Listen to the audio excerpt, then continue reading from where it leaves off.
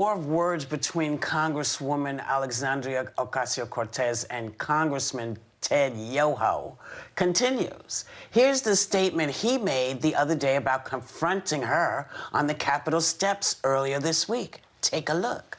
I rise to apologize for the abrupt manner of the conversation I had with my colleague from New York. It is true that we disagree on policies and visions for America, but that does not mean we should be disrespectful. Having been married for 45 years with 2 daughters, I'm very cognizant of my language. The offensive name-calling words attributed to me by the press were never spoken to my colleagues, and if they were construed that way, I apologize for their misunderstanding. I cannot apologize for my passion or for loving my God, my family, and my country. But yesterday, AOC took to the floor and made it clear that she's not buying that. Take a look. In front of reporters, Representative Yoho called me, and I quote, a bitch. These are the words that Representative Yoho levied against a congresswoman. And I do not need Representative Yoho to apologize to me. Clearly, he does not want to. I want to thank him for showing the world that you can be a powerful man and accost women. It happens every day in this country. You know, so, I mean, this is a crazy question, but is this a wake-up call people needed to hear right now, Joy? Whoopi, did he say that something about God in his little apology? Yes. Did he say, my God? Yes. Yeah. So after that type of language, he actually invokes the name of the Lord. Okay, there's the hypocrisy and the vileness of it is quite striking, isn't it? Also, aren't we just also coming out of or being still in the Me Too movement where people are getting fired for language that is unacceptable? Why is he still in the Congress? And notice there are crickets coming from the GOP who were quite outraged, I tell you, and shocked when Sarah Sanders was very nicely ushered out of a restaurant. Remember that? Now nothing. They should all either say something about it or just resign, in my opinion. Resign now. He needs to resign for sure. Sonny, what's your thoughts? Well, I'm glad that she spoke on the floor, because now the words that were said about her are part of the congressional record. And I think that is really important in this day and age, because it speaks to the toxic masculinity that we are seeing not only now in Congress, but we're seeing all over the country. And it's time for women to step up and join hands and say no more to this kind of language being hurled at us repeatedly. I mean, it's happened over and over and over again in our history, but certainly it shouldn't be happening. And I think what is very interesting is that while he sort of apologized, it was a non-apology, right? He said, I didn't speak these words to my colleague. Well, no, but that's what he called her in front of a member of the press. And then he said he couldn't apologize and wouldn't apologize for his passion.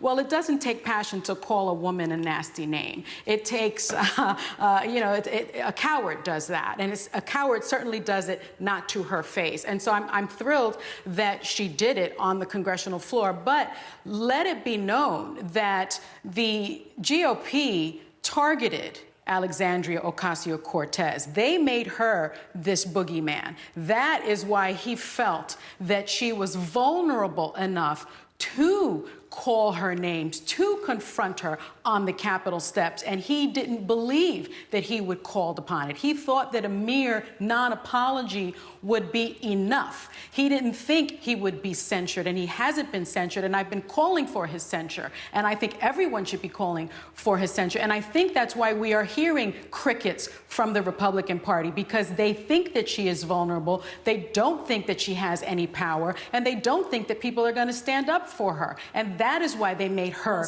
the target. That's why they made all those other women of color a target.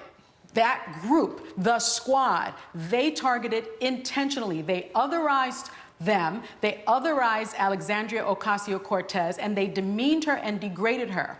That is why she was targeted by this representative. To be sure, to be clear.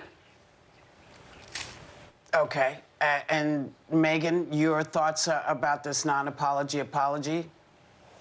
Yeah, I mean, first and foremost, there's no rational Republican on planet Earth that's not taking AOC seriously. She's on the cover of Time magazine. She is arguably at this point more powerful than Nancy Pelosi. She's beloved and protected by her coalition because of all that she represents. She's hugely powerful. This is a 3-day story now. And again, we've all come out, and I think Congressman Yoho is disgusting, and I agree that his apology is borderline absurd, especially when you're bringing in your love of country. I don't know what patriotism has to do with calling a woman a.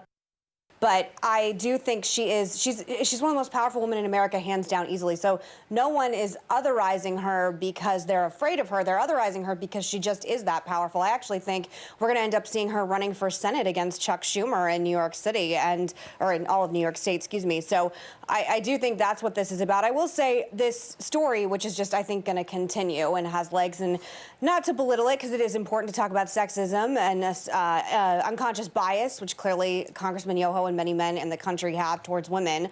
But this story, I have a lot more things going on in the country I think we're all concerned about, and we can move on. But I will say, one of the hardest parts about doing this show, and I think it's one of the things that really unite all the hosts on this show, is the way women are talked about and treated by men in politics and men in media. It's constant across the board. It doesn't matter your politics, doesn't matter your background, doesn't matter where you're from. There's always going to be some men someplace that are going to think we're just because you're strong and you're tough and you're impactful. And I'm sick of it. I think every woman on this show is sick of it. I would argue probably every woman in America is sick of it. And I think people like Congressman Yoho, who is on his way out, he's not running for re-election, got a hard dose of reality of where the culture has shifted to. And I just think it's deeply archaic. And I'm sick of it. And I think I'm not trying to speak for the rest of you, but I would assume you are sick of strong women being called bitches when they're effective. These gentlemen in Congress who are running for office in November are not going to get the women's vote.